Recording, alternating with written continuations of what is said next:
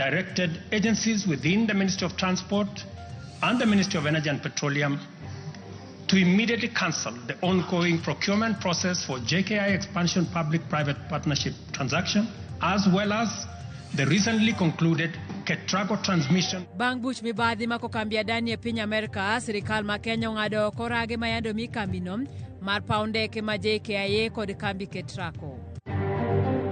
To protect agriculture and food security from the effects of uncontrolled land fragmentation, urbanization must be planned and must be controlled. Jatend piny William Ruto singo ni ber pod biro nyime kato bedo ni peko kwako Kenya maka kod kacha. Ijulikane hiyo imetoka wapi na ilikuwa inaenda wapi na ilikuwa kwa kazi na nani anahusika na hiyo biashara. Kwa sababu huenda ikawa hiyo biashara inafanywa na watu hata wabusia hapa na sisi hatujui. Buoko bedo bang' chok wich dhano moro yudore i bas moro ma owuok Rwanda kadhi Mombasa.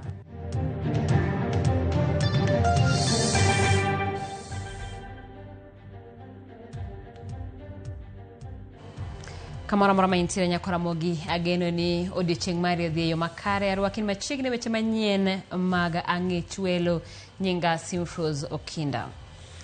Kawachako ni jatend piny William Ruto wito korak mar kambi maradani manyocha chano gero lap mar ndeke mathurka JKIA ma osekelo lelo kod ng'ur.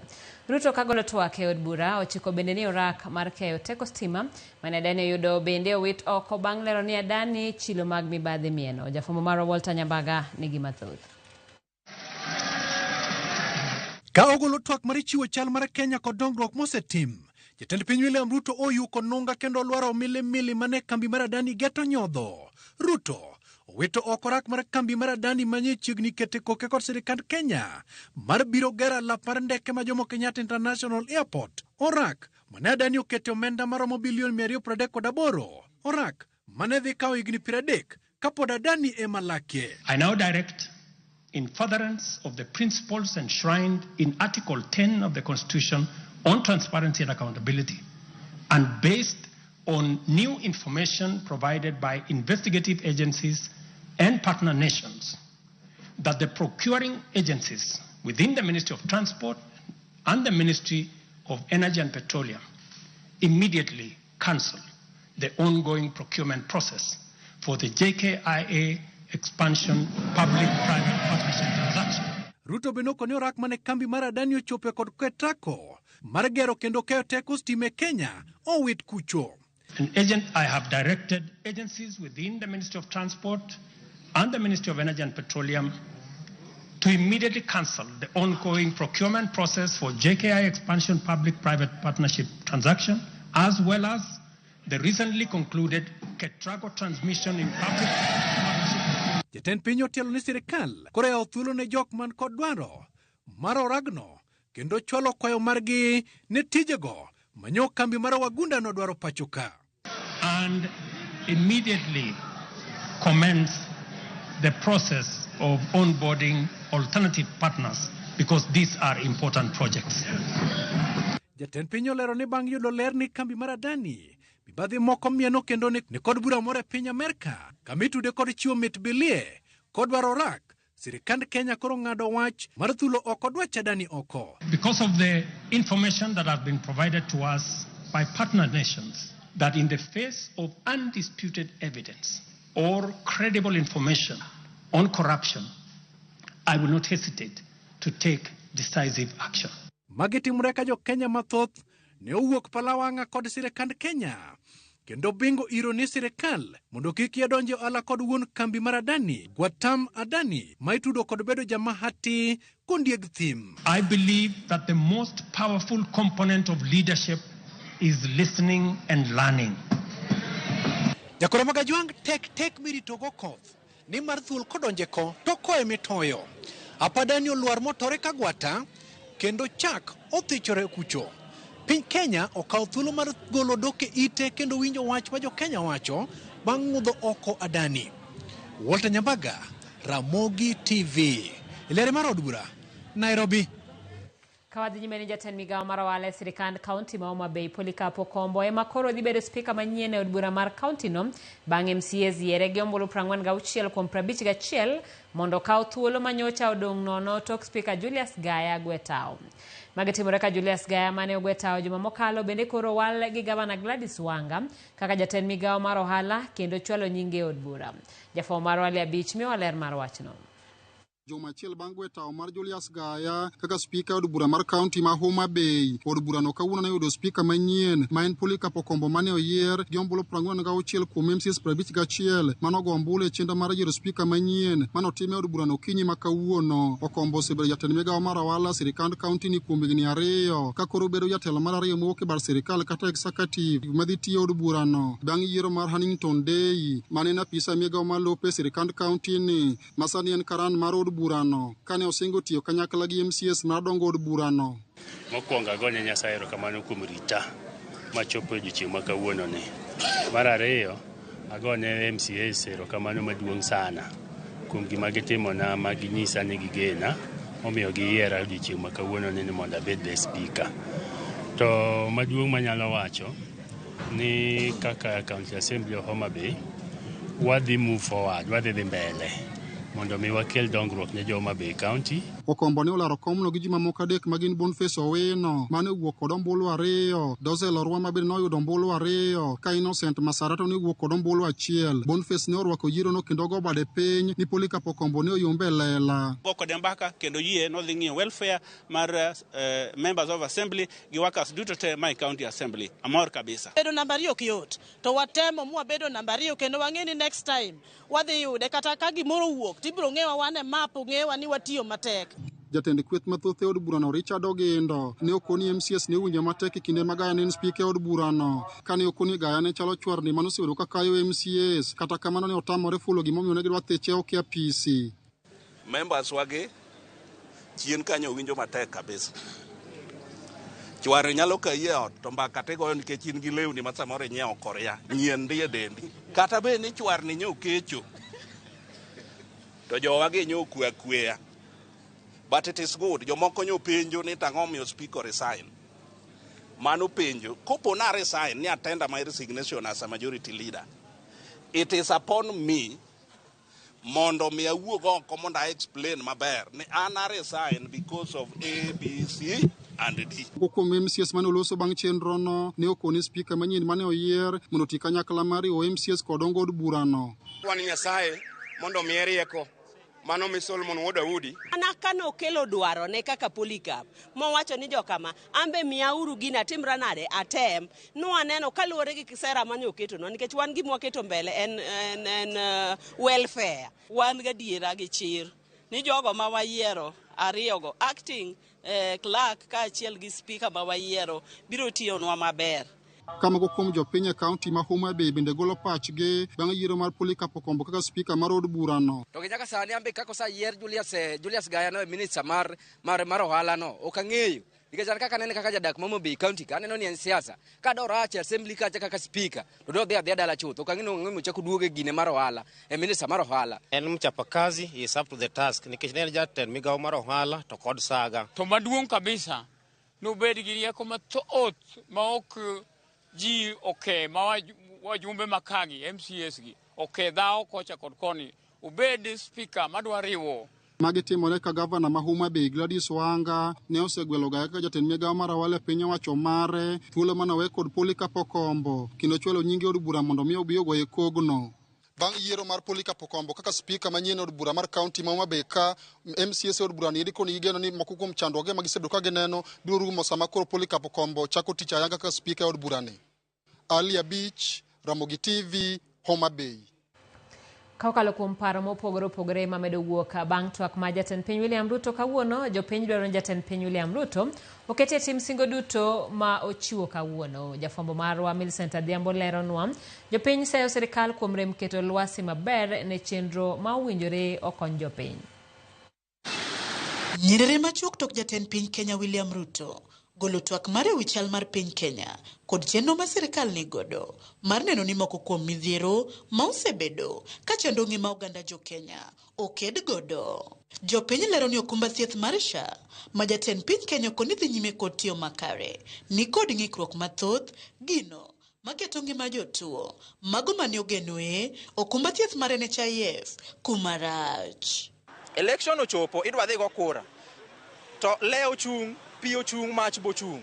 Sama mach no dhi e bungu mondo mi ogone kura no dhi gi isera maber to yien no dagi ni in kwa yieri tinya wang'owa to pi ka no chung modhi gi weche ne mamit bungu no dagi ni kwa yieri to ibro biro mi ywerwa wate to lebe ka no chung mondo dhi mondo ogone kura to bungu no dagi ni ine mitongo wate. Sirikal ni nyaka wang'i e yore mang'eny nikech wabro yierogi lakini at long last gilokre kodwa kendo ok gitim gigo. Kata kiduoge weche mag SHA mag thieth jogi gin githiedho jogi gi oko ok githiedh Kenya ka to wane mwachandre kata dispensaries onge yedhe.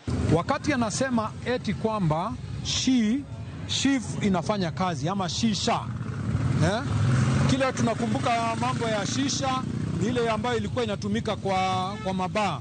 Shisha ambayo ilifanya kazi labda ni hiyo ya zamani.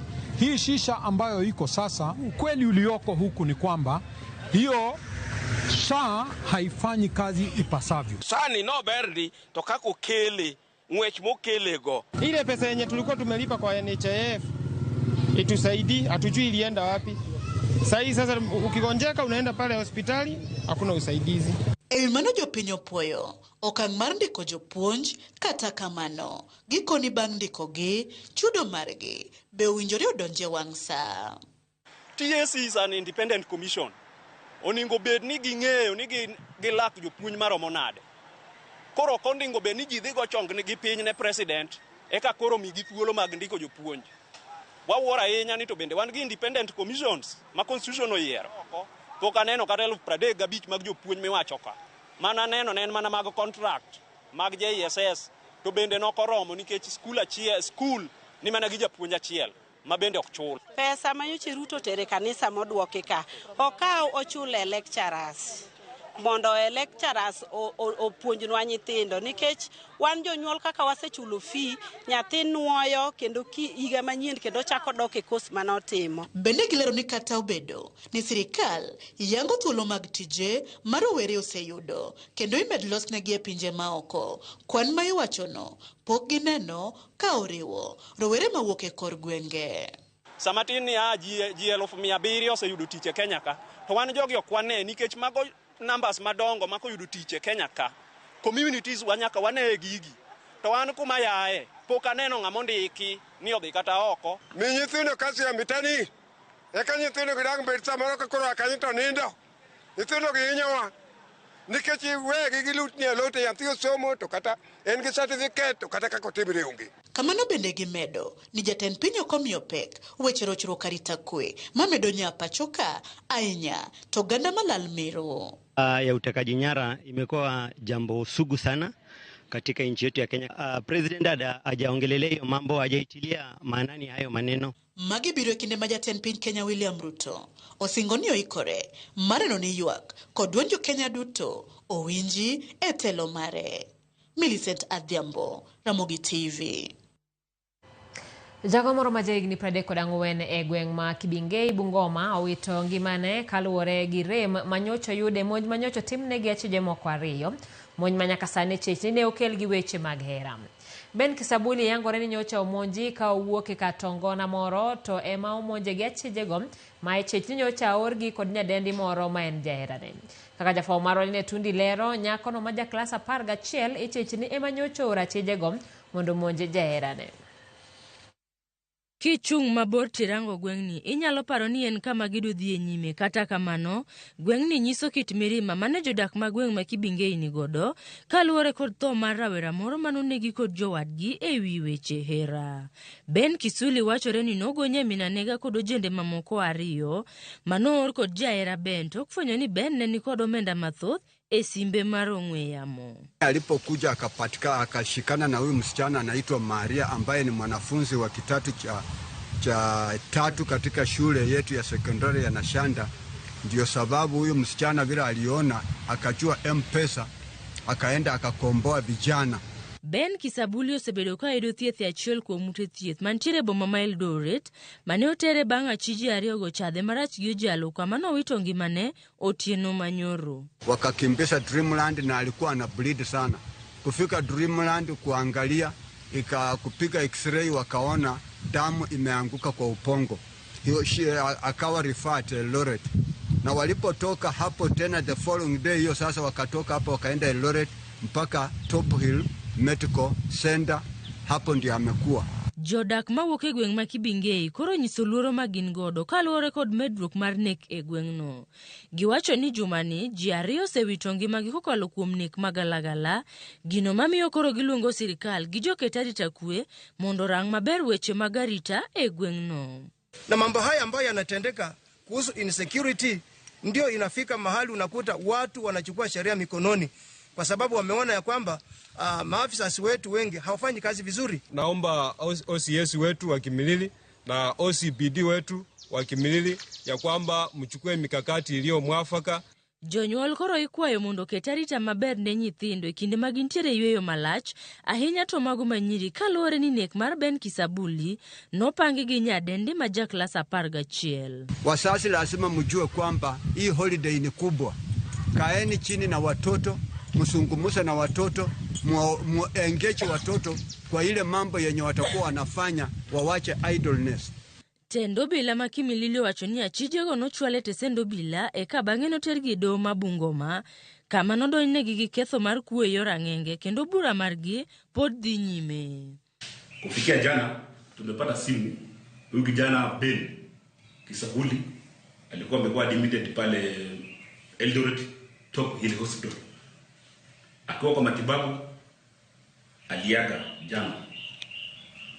Baada ya kuaga kumekuwa na watu wamekuwa na hasira kwa ile kesi sasa ya mada. So hawa suspects wote wamepelekwa kotini. Linet Undi, Ramogi TV.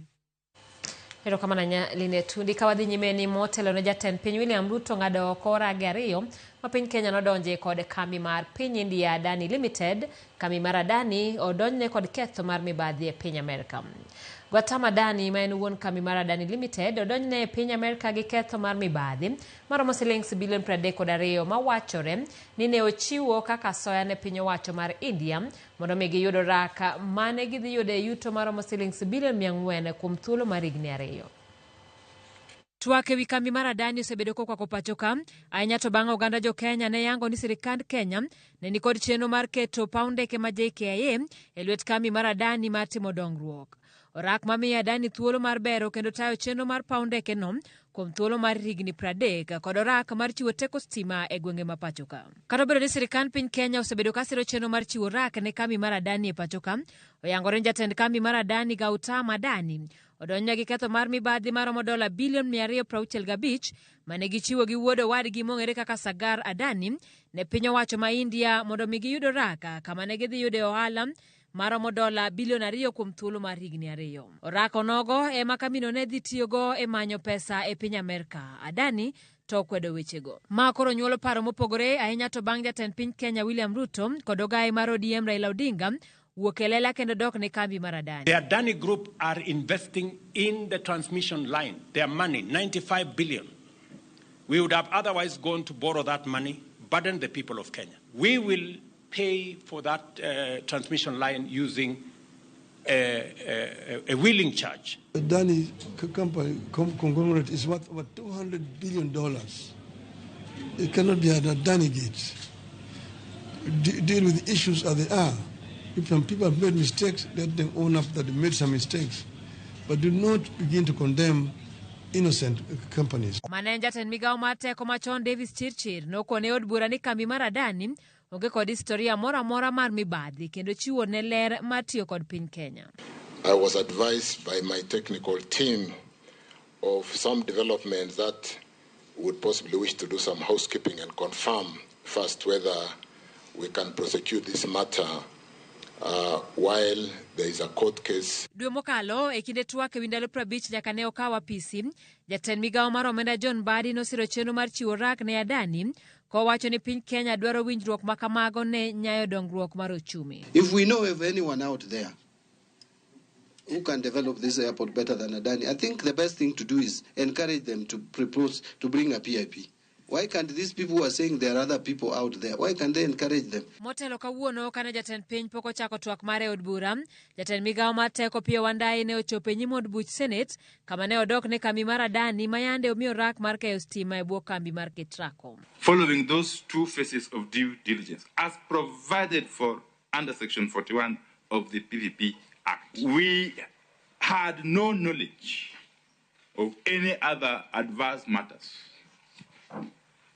that could have come to light maybe now or some months or weeks earlier. Wandayi ne omako chung' motegno ni Kenya ok bi mayo Adani orak kata obedo ni mibadhi mar asoya omieno kambino e piny Amerika. And therefore, we are proceeding on the basis of the outcome of the very rigorous due diligence exercise that was undertaken by the contracting authority. Oganda jo Kenya bende chiwo pachgi ewi okang' ma jatend piny mayo kambi Adani orage mayande osemiye. Gigegi duto manyiewo gitimo ka kwa Adani ne gin gik mopondo. Kendo noponda poda kabisa mikia kamikwalie gi kama okikwalie kamitime marach gi kamitime maber. Giket gik moko bet kata ka no dichienge mondo ti wang'igo ni gik mowacho dichienge matiyo. O gik mowachi mudho, gik mikia kata ka kochaki gi kaka gidhi gitimo. Sirikal bochacha nogole, samoro dwaro mana so agenda ne moro, emomiyo wacho nwa nogole, to ling kata iye, gini biro yudo ni at long last ibro soe. Ramogi mano bende ma tero wayo mokwongo chenro en mar ang'ich welo no kamnyoka bende woro ote mbui mar Facebook kama Remi ma Collins wacho ni ma dadi kan Kisumu baba Ivana wawinji maler sana kendo Ramogi nyale apoyo sana erokamano Jaredo Singo Jamigori wacho ni an Jaredo Singo chief chef mar ritwa dwe ya Migori Ramogi TV ler to gima mako dhoga ni Adani koro onge to weche mag SHA to chopo maber karang'o. Crispin Kate wacho ni Simfroza winji maler kawuok Ugenya Nyalenda asedonjo Ramogi ler pacho. Sarasinga Nyakwaro Dongo mar wang' neno West Kanyamkago wacho ni osedonjo erokamano ahinya. Oscar Kambona wacho ni antiere I'm locked from Rongo sub county Kamagambo Kangeso an Kambona jangolo moja. Kevin Arucho bende wacho ni weche manyien e yo makare ka entiere Mbita. Alan Tindi an wuod Kanyada Nyal Kinyi kan Mbita Town. Ramogi TV yudore maler Mbita Town nyaka Chula Rusinga to rwakna mama na Mary Tindi kod Lydia Okeyo Nyasego mar Ramogi TV. Erokamano nyakwa Ramogi kik idhi mabor sa 1:24 waduogo gi weche mamoko.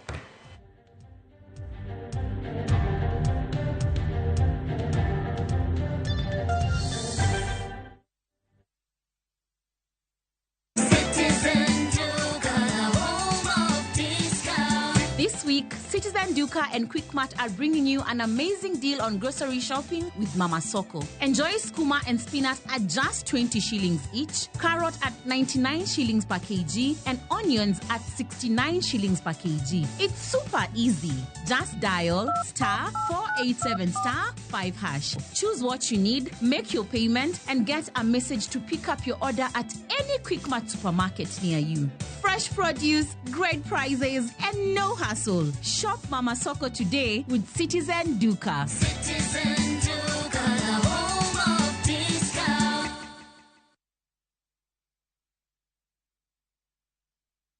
All right, listen up. Qualicates is on a mission. It makes our gums happy and our teeth strong. See? We're moving forward and making changes. It's kind of a big thing. Colgate Herbal uses traditional nature's herbs and combines it with Colgate science for healthy gums and strong teeth. And we'll leave no smile behind.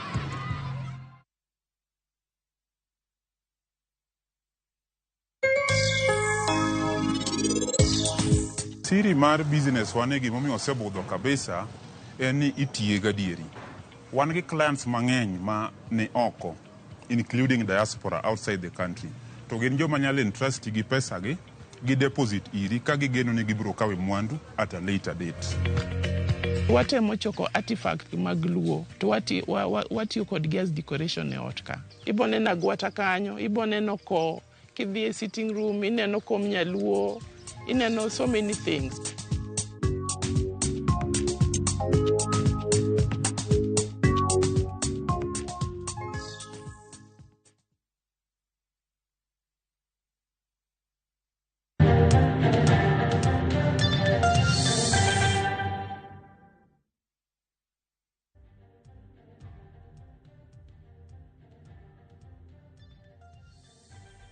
Machiegni Kenya kora mogero kamano kuom medo kete mana e TV mar Ramogi kama jotelo mapacho ka ogolo pachgi e wi twak ma ochiw gi jatend piny William Ruto kawuono e od bura.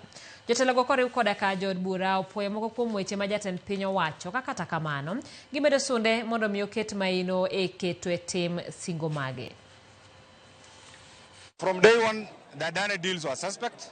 The Adani deals were wrongly placed, wrongly centered, and wrongly oriented. And therefore, what the president has done is to be accountable to the concerns of the people of Kenya. President Ruto is coming out as a listening president, and this administration is changing the way they engage with the members of the public. What has surprised me that as early as this morning, there was indications that the government is going to go on with the Adani contract. Angalia ile mambo ambayo ameyakusia. Kwanza tukianzia hii ya Adani. Rais amewaonyesha Wakenya kwamba nimesikia sauti zenu. Hii maneno ya Adani yote tuyafutilia mbali. The state of the nation is as follows. Kenyans are hungry, Kenyans are broke, children and the education system is broken. The issue of Taifa care, this is something, Taifa means, the whole country, and it's something that is going to address matters held in this country. With a very low inflation of 2.7% is a big indicator of our economic growth. With a GDP of 5.6% is also a big indicator of economic growth. Riwruok jochiw thieth e pacho ka Kenya Medical Association koro buono chungo chenro mag thieth e kaunti ma Mombasa kadipo ni tend kaunti no biro keto e tim osuru manyien magetogi. E parono mar chek mar omenda gi kono kaunti ma Mombasa dwani weg ute thieth mag ji giwegi koro chul lesen mar shillings 600 kwan mia gikone ni malo mokalo kipimo kod counties duto ma pacho ka. Gichiwo ne tend kaunti kaachiel kod piny owacho mamalo thuolo mar jumbe ariyo mondo mi gilosi e wi wachno makao kamano to gibiro chungo chenro duto mag thieth nyaka chieng' winj ywakgi. Magi timore sechegi ma bende weg ohala mopogore Mombasa moting'o jolok ohand kong'o kaachiel kod weg sikunde mag ji giwegi bende ywak e wi wach osuru manyienno ma gikoni ong'aw malo ahinya. Tunaambiwa tulipe gharama ambayo haistahili. Ikiwa wenzetu wa Nairobi wanalipa 80,000 ama 20,000, mbona sisi tuambiwe tulipe 600,000? Mbona sisi tuambiwe tulipe 300,000? Kwani Mombasa ina nini ambao ni tofauti na Kenya nyingine? Hiyo si sawa. Fire tunalipa kando, land rate tunalipa kando, kila kitu kingine, parking tunalipa kando, advertising tunalipa kando, kila kitu tunalipa kando. Hiyo 600,000 ni ya nini? We are not objecting to pay permits and licenses. That is not our problem. Our problem is make it easy for us doctors to serve the people. Number one. Number two, we're not objecting to taxation accountability. So none of us is saying we are unwilling to pay teams. What we are saying is be realistic. Realistic in the sense that not every person who works in this country has money to pay for medical services. Jatend piny William Ruto kwa oganda jo Kenya mondo bed gi geno ni gik moko dhi bedo maber. E twak mare ne od bura mamalo kod od bura mar Senate, Ruto yango ni nengo chiemo kod pek mar ngima osedok piny e bwo higa achiel mokalo. Kaka jafwambo marwa Kristo Wino leronwa, Ruto olero ne jo od bura ni en kod yie gi okenge ma oseketo mar duoko piny pek mar ngima, tego uchumi kod bero ngima jopiny. Kata odoko ni jopiny kod jotend ute lamo osebedo ka seyo serikal mare kuom jwang'o oganda jo Kenya gi pek mar ngima kaachiel gi chal marach mar uchumi. Jatend piny William Ruto onyiso jopiny nitiere ler mamienjo bang' mudho. We haven't been watching helplessly and doing nothing as adversity took a toll on the economy and undermined the livelihoods and well-being of the people. On the contrary, we have been working tirelessly to steer the country away from the brink of unprecedented economic collapse and onto a more promising trajectory. E twak mare mar ariyo ne od bura mamalo kaachiel kod od bura mar Senate, Jatend piny opako okenge matelo mare oseketo mar duoko piny pek mar ngima e bwo higni 2 mokalo. Is that while we may not be where we would like to be, we are certainly not where we were 2.25 years ago. At the same time, the cost of living was substantially high, with prices of basic commodities beyond the reach of many households. Today, I'm proud to report that the macroeconomic indicators point to a positive turnaround and an upward trajectory. Ruto osungo chenro mare mar miyo jopur mbolea e nengo moyweyo, okang' ma owacho ni oseyaro dero mar chiemo e pacho kae, kendo tieko chenro mar nyiewo chiemo kowuok e pinje maoko. Today, Kenya boasts substantial national stocks. 47 million bags of 90-kilogram bags of maize are in our stores. 8.8 million bags of beans, 10.4 million bags of wheat, and 2.1 million bags of rice. Slowly but surely, we are building a food-secure Kenya, where families need not to worry or worry less about their next meal. Ruto bende wacho ni okang' ma kamano oseduoko piny nengo mar chiemo e pacho kae. Inflation has declined dramatically from 9.6% in September 2022 to 2.7% in October this year, the lowest rate in 17 years. Ruto bende oyango ni okenge ma kamago osechiero sekta mar pur niang' e pacho kae, kendo singo ni higni mabiro piny Kenya dhi uso sukari ne pinje maoko. All 17 sugar factories across Kenya are now operational, producing at impressive levels, while 4 new sugar factories are under construction. In July alone, domestic sugar production reached 84,000 metric tons, surpassing the national monthly consumption average of 40,000 metric tons. For the first time in recent history, Kenya is producing enough sugar to meet our local demand. E komachielo, Ruto oyango ni e bwo dweche bora mokalo, siling ma pacho kae osetegno ka ipimo kod dola mar piny Amerka, kowuok e siling 162 dwe mar 2 higani nyaka siling 129 e dwe mar 11. The shilling has stabilized significantly, appreciating from Kenya shillings 162 to the dollar in February 2024 to Kenya shillings 129 today.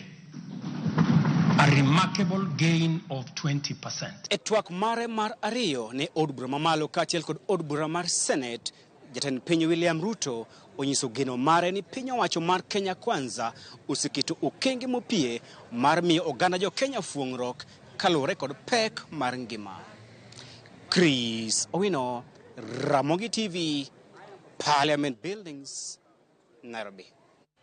Ng'anyo mar jopuonj balariany mag piny owacho pod dhi nyime tok riwruog jopuonj wasu kod mano koso chopo e winjruok kod komiti od bura e wi chudo mar kwan omenda maromo bilion 9.7 mano singnegi e winjruok mar dokie tich. Kata obedo ni sirikal osingo mar chulo omenda no kidam, jagoro maduong' mar wasu Constantine Wasonga omako chung' ni nyaka chulgi omenda no duto eka gibiro dok puonjo. Efinyakidi lero mathoth.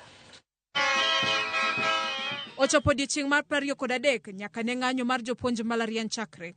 Kata kamano, ng'anyo no biro dhi nyime tok lalruok kinten riwruog jopuonj malariany wasu kod komiti od bura mochung' ne weche somo koso nyago lemo. The strike is on, and let members of the public and wasu members know that we have not agreed.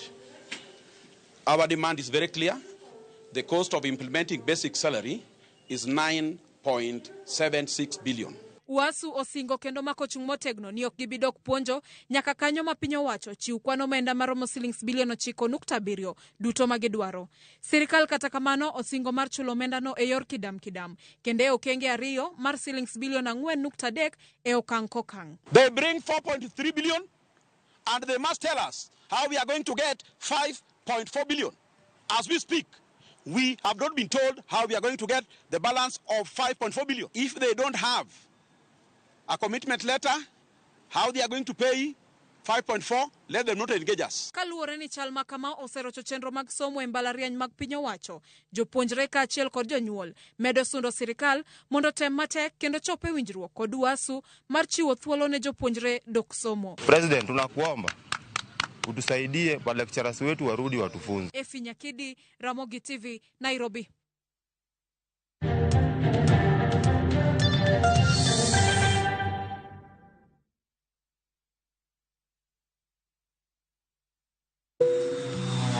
Reach for the skies na 200% prepare bonus on shabiki.com. Deposit dough on your casino account na upate up to 10,000 Kenya shillings in bonuses instantly kila time ukitransfer na uendelee kushinda on Aviator, Aviatrix, JetX, Comet Crash or on any of your favorite casino games. Usiachwe nyuma mtu wangu. Enda extra rounds na 200% prepare bonus on shabiki.com. Not for persons under the age of 18. Authorized and regulated by BCLB license number 428.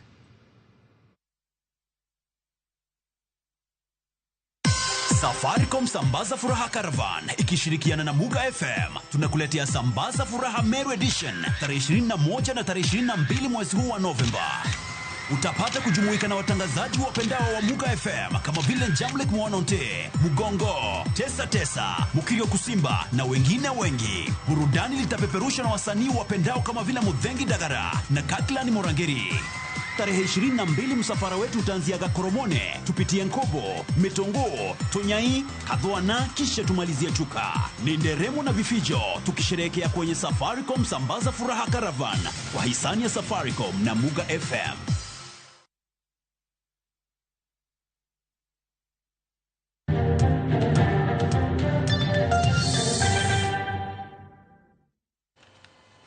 Nen buok ne jowuoth kod jopiny alwora mar boma Busia bang' chok wi dhano ne oyudi e bas moro mane riko wuok e boma ma Kigali, Rwanda kadhi e boma ma Mombasa. Basno mar kambi Trinity Express ne ofwenyo ni kod chogo no ikine ma obila ne timo peksen e tong' ma Uganda kod Kenya. Jafwambo marwa Hilda Obuya ni kod lerno. Jopiny mane ogoyo kambi e tesendo bila ma Busia ka gidwaro ng'eyo adieri e wi chok wi dhano ma ok ong'ere mane oyudore e bas mar jowuoth mane owuok e boma maduong' mar Kigali e piny mar Rwanda kochomo boma ma Mombasa. Ilikuwa imepakiwa vizuri na mapolisi wakachukua wakaingiza nayo kule ndani. Chogono no ofweny gi obila mane rik goyo peksen e bas no mar kambi mar Trinity Express e kar donjo e tong' mar Kenya kod Uganda. Dereba kod kondakta mar bas no ndiko dhoge e steshend obila ma Busia. Moko kuom jodak ma Busia onyiso obila mondo mi otim nonro mar fwenyo kuma ne chok wi dhano no nowuoke. Wakati unachinja mwanadamu mwenzao kama mnyama, unafikiria nini? Unatoa damu yake, unachinja mkono yake, unachinja kichwa yake. We mwenyewe ukichinjwa utasikia aje? Ginyiso luoro ni kibeni nitiere ohala mar uso fuoni mag dhano. Kwa hivyo tunaomba vyombo vya usalama viweze kuhakikisha kwamba yule mhusika mkuu ambaye anafanya hii biashara chafu aweze kushikwa na mkono wa sheria uchukue mkondo wake. Hilda Obuya, Ramogi TV.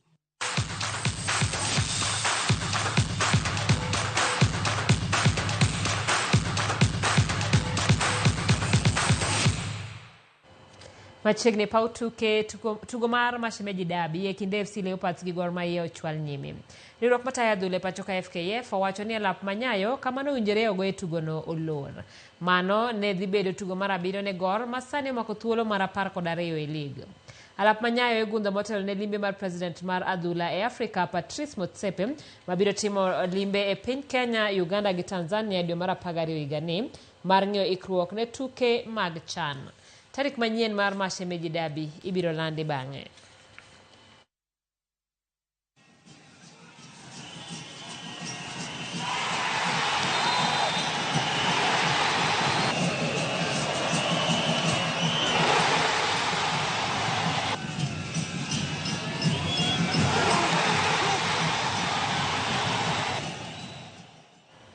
Samuel Asati kod George Ooro ema dhi bedo captain mar Shujaa e piny Dubai e tuke mag HSBC World Rugby Series madhi timore kind tarik 30 dwe ni kod tarik 1 dwe manyien mar 12.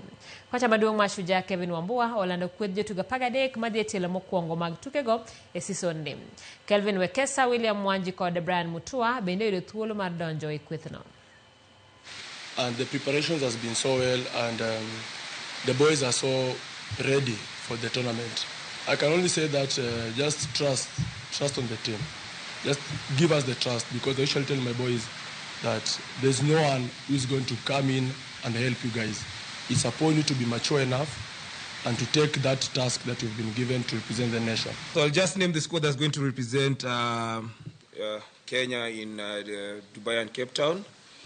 Kevin Wekesa, George Oro, William Mwanji, Brian Mutua, Dennis Abukuse, Samuel Asati, Nigel Amaitsa, Chris Antojuang, Patrick Odongo, Festus Shiasi, Ben Salem, Floyd Wabwire, and Brian Ondego.